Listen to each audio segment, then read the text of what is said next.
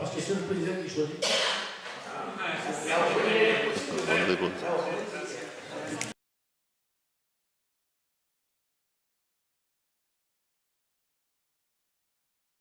Jusqu'à présent. Donc, en ce qui me concerne, je pense que c'est une bonne chose. Évidemment, elle sera chargée de diriger. Il faudra bien sûr qu'elle soit accompagnée par les services, par tous les services, puisque ça concerne tous les services, et puis sur le plan administratif aussi. J'ai résumé, hein. Non, mais c'est ça. Donc, on l'a reçu ce matin, il est d'accord. On va mutualiser l'emploi de Muriel, PC, ça s'appelle PC, à raison de 10%. Ça fait une demi-journée par semaine, je crois. Demi-journée par semaine, je crois. Donc, à raison de 10% de son temps de travail et de son salaire. C'est-à-dire qu'elle continue à être payée par la commune de Sorède. Mais l'intercommunalité rembourse à la commune de Sorède 10% du salaire de Muriel Bessé. Voilà. C'est agenda 21. On a deux communes qui sont agréées, c'est probable, depuis pas longtemps, hein, et Sorède depuis longtemps, puisque Sorède et Calistanie ont été les deux premières communes qui ont obtenu l'agenda 21. Je suis convaincu que l'agenda 21 de l'intercommunalité est complémentaire à cet agenda, parce que l'agenda 21 de l'intercommunalité portera sur l'eau potable, l'assainissement, la collecte d'eau de ménage, les compétences justement qui sont attribuées à l'intercommunalité et que théoriquement ne concerne plus les communes. Voilà. Et ensuite, il y a un vide là. Tu montres le vide de François, s'il te plaît. François, le vide là. Il y a un vide dans la liste là. Il y a un vide, voilà, c'est ça, c'est le développement économique, puisque que ce soit Jacques Magnan ou que ce soit Raymond Lopez, ils savent que nous avons lancé l'appel à la candidature de façon à recruter et chargé d'émission. Ce chargé d'émission, bien sûr, aura le rôle d'animer ce développement économique et de compétences ô combien importantes sur la commune. Voilà. Lionel. Président, excusez-moi d'intervenir. J'ai quelques questions à poser. Depuis tout à l'heure, on nous parle de mutualisation, comme à chaque fois. Donc j'ai ici un courrier que je vais vous remettre, parce que je voudrais que l'on me dise précisément dans quel cadre juridique s'effectue cette mutualisation. Parce qu'il y a celle de M. Parcy, notre nouveau DGS, parce qu'il y a plusieurs formes. On fait dire tout et n'importe quoi à la mutualisation, et je m'inquiète un petit peu. Je vais vous expliquer pourquoi. Je suis désolé, on regarde tous des belles photos, mais moi j'ai analysé cet organigramme et j'ai de grosses interrogations. La première, c'est donc ces questions écrites, je vais vous remettre.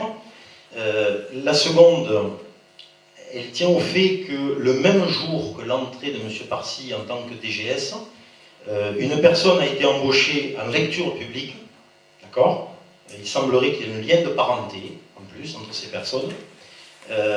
Cet emploi devait être très important pour qu'il soit fait aussi vite et rapidement pour le 1er mai. Donc j'aimerais que l'on m'explique en quoi consiste une coordinatrice en développement numérique au niveau des lectures publiques.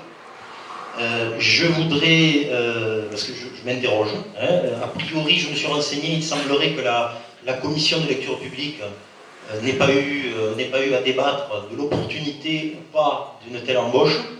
Je m'interroge sur le lien de parenté, je ne vous cache pas, je vous le dis franchement, j'espère que d'autres s'interrogent dans cette salle, le même jour, à la même heure, à la même date. Personnellement, ça me pose question. Ensuite, pour continuer sur, on vient de parler de sémaphores. Alors sémaphores, on les a mandatés, ils ont un travail qui se termine fin d'année, mais je crois qu'on pourrait arrêter de suite, parce que je vois pas trop à quoi ils servent. On a déjà mutualisé, j'ignore encore pour le moment sous quelle forme, le DGS.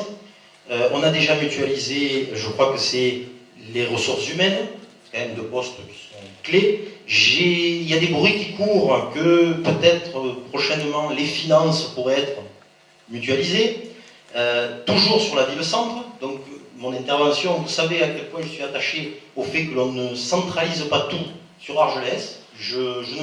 je ne m'en cache pas, hein, c'est mon cheval de bataille, c'est quelque chose, je pense qu'on doit tous travailler ensemble, et moi ça me pose question. Je vois que tous les postes clés vont petit à petit être transférés de la commune d'Argelès à la communauté de communes. Je m'interroge et j'espère qu'on pourra m'apporter quelques réponses. Bien.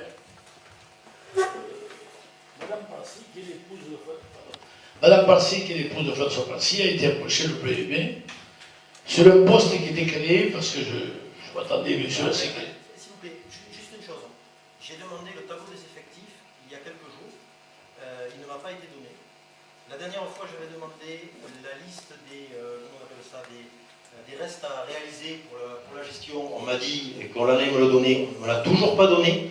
C'est compliqué d'obtenir des documents. Il me semble que le tableau des effectifs, ça serait important. La dame au téléphone a dit devant moi à mon DGS. J'en réfère à mon DGS, puisqu'il fallait le demander à M. Parcy. C'était avant-hier, il y a 2-3 jours, et rien ne nous a été transmis. Si c'était avant-hier, tu permets qu'on puisse avoir autre chose à faire qu'immédiatement te donner le tableau d'effectifs. Et là, par contre, dans les jours qui viennent, tous les jours, j'avais peur que ça fasse 15 jours ou il y a un mois. Là, mais ça fait 3 mois. Je me serais mis en colère. Ça fait 3 mois pour les restes à réaliser.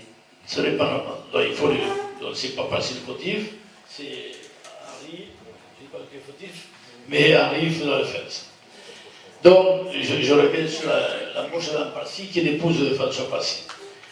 Quand on a signé la convention entre l'État, la région, la Nord-Roussillon, le département des Pyrénées-Orientales et notre communauté commune, pour la côte, pour la lecture publique sur la côte, on avait dans cet objet des subventions, puisque la moitié de la subvention est prévue pour courir automatique pour le rendre, et dans cette convention, exactement comme on avait eu la fois quelques années avant pour Argelès et les Alberts, une subvention pour le du personnel. Et je lis ce qui est écrit dans la convention, bien sûr. La condition minimum de réussite de l'extension de la bibliothèque communautaire est assurée, je dis bien, c'est pour la côte, c'était la fusion, est assurée la présence d'un professionnel de catégorie A ou B supplémentaire au sein de la bibliothèque intercommunale. Et ce poste est subventionné conjointement par l'État et le département des Pyrénées-Orientales, selon les termes de la convention qui les lie avec la côte commune, 100% après l'année, donc cette personne ne coûte rien après l'année, 75% de subvention à la deuxième année, 50% à la troisième et 20% à la quatrième. Alors vous me direz, vous avez raison, bien sûr, oui, mais l'année prochaine, nous coûtera 25%. Elle ne nous coûtera rien, puisque Madame...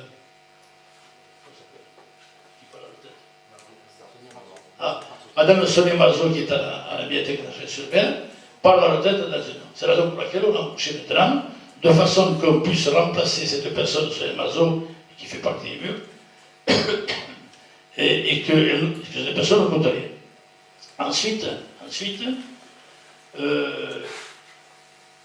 on a lancé, on a demandé une fiche de poste, parce que pour ce truc-là, il nous fallait quand même une coordinatrice environnement numérique. Et les missions confiées, je donnerai, pour que tu puisses étudier, concevoir et piloter la mise en place de la politique documentaire numérique sur le territoire, à côté communal, à côté de Meille, il est vérifié, c'est un poste qui, alors, je te fais grâce, ou je vous fais grâce, je vais vous le lire quand même. Impulser, mettre en place la politique d'acquisition et d'accès en ligne de documents numériques à destination des lecteurs dans l'objectif de la gestion des publics et de mutation des pratiques de lecture publique, organiser et assurer la sélection des ressources documentaires, organiser et mettre en œuvre sur les plans conceptuels, financiers, budgétaires, techniques, managériaux et juridiques un plan de développement des ressources numériques, imaginer et mettre en œuvre en collaboration avec l'équipe une large diffusion commune des supports traditionnels et numériques des documents, créer et développer des partenariats divers avec les enseignants locaux, les établissements scolaires des territoires, les orphelines, et construire des projets numériques partagés. Piloter des actions d'animation vers des publics variés, auto-numériques, il y a encore une page. Donc il y avait une opportunité à saisir. Nous avions dans nos murs cette personne-là, qui était employée au cabinet municipal. Nous avions dans le mur cette personne-là qui correspond exactement à ce profil. J'en avais dit 2 mots à Christian, le président de la lecture publique, 2 mots, et voilà la raison pour laquelle on a embauché cette personne qui ne coûte pas 1 euro et qui ne coûtera pas. Mais attendez, quand on embauche, c'est pas parce qu'on a quelqu'un là sous le coude. Il y a quand même un appel à la candidature.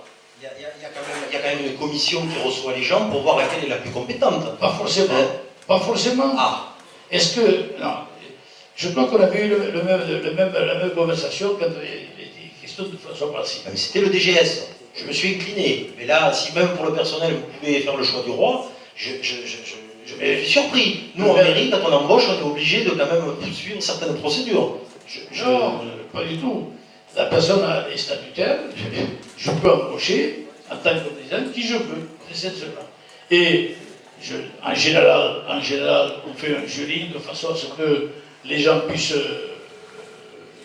présenter leur candidature. Là, il y avait une opportunité. Quand j'ai su que c'est pas senior, comment ça s'appelle, Sonia Marceau partait à la retraite, dans un an, j'ai vu cette occasion de le faire parce qu'on aura quelqu'un gratuit pendant un an et ne coûte rien par la suite, tout simplement. C'est l'opportunité parce que nous avons ça, cette convention depuis 2012, depuis que les subventions sont versées pour l'intercommunalité au profit de la Côte d'Hermée. Vous m'excuserez, j'ai du mal. J'ai du mal.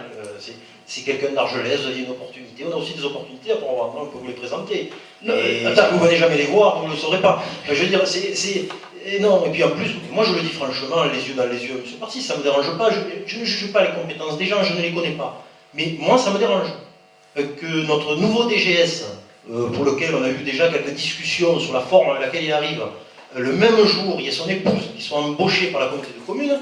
Excusez-moi, ça m'interroge. J'espère que d'autres plus silencieux s'interrogent aussi. Voilà, je pense que vous feriez de même si vous étiez à ma place. L'essentiel, c'est que la personne soit compétente de façon boulot et nous coûte au même possible. Elle ne coûte pas 1 euro cette année et l'an prochain, on passera à quelqu'un qui parle. Et donc, il n'y a pas besoin d'appel à candidature, il n'y a pas besoin de faire de déclaration, il n'y a rien. Pas forcément. Ouverture de poste, bon, je ne sais pas parce que je n'ai pas le tableau. Ouverture de poste, on le fait au centre de gestion, ça.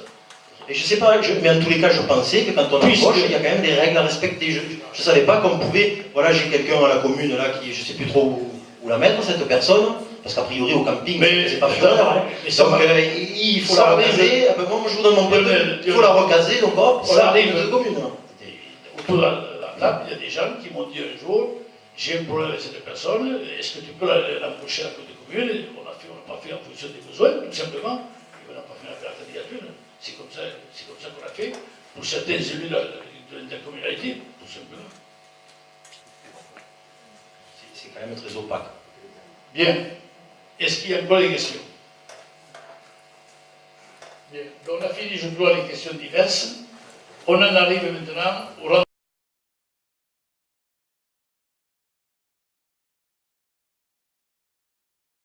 Embaucher en tant que président qui je veux, c'est cette semaine. Parce que c'est le président qui choisit.